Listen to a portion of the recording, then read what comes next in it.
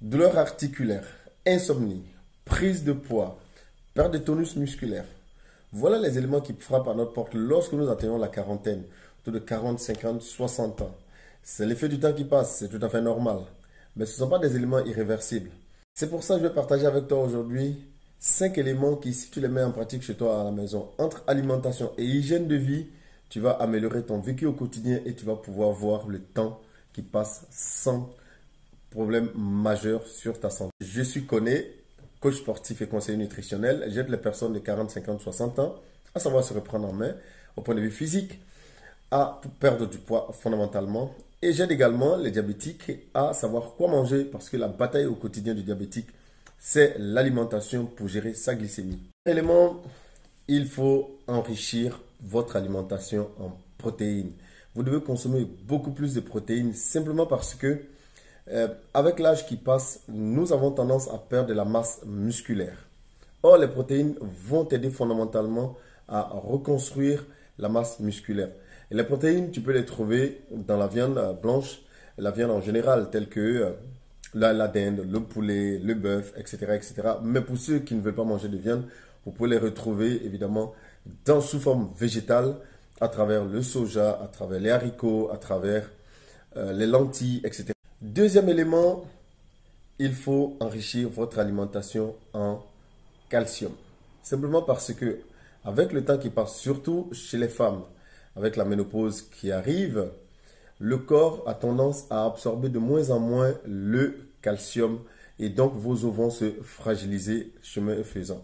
Par conséquent, pour contrer cela, il faut consommer beaucoup d'aliments, des aliments qui contiennent beaucoup plus de calcium que vous allez trouver évidemment dans les amandes, dans les produits laitiers, etc. Troisième élément, réduire la consommation de sel.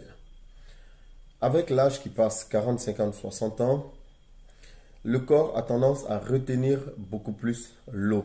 Or, une grande consommation de sel favorise cela. Pour limiter donc la rétention d'eau dans vos cellules, il faut réduire au maximum le sel. Une astuce fondamentale, à partir du moment où un repas est déjà cuit et sur la table, n'y ajoutez plus de sel. Mangez-le tel quel.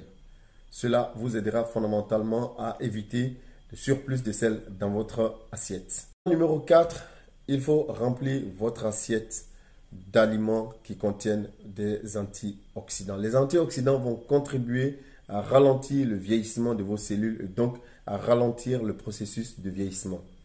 Vous allez les retrouver à travers beaucoup de légumes tels que le brocoli, tels que les choux de Bruxelles, etc., etc. Cinquième et dernier élément, c'est fondamentalement bouger. Bouger au maximum. Notre corps est constitué de 80 à 85% de muscles. Cela veut dire que nous avons naturellement besoin de bouger.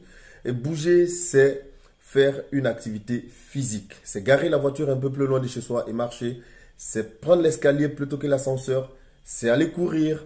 C'est s'inscrire à la salle de sport. En fait, c'est faire une activité physique qui nous plaise, mais que nous pouvons pratiquer sur le long terme.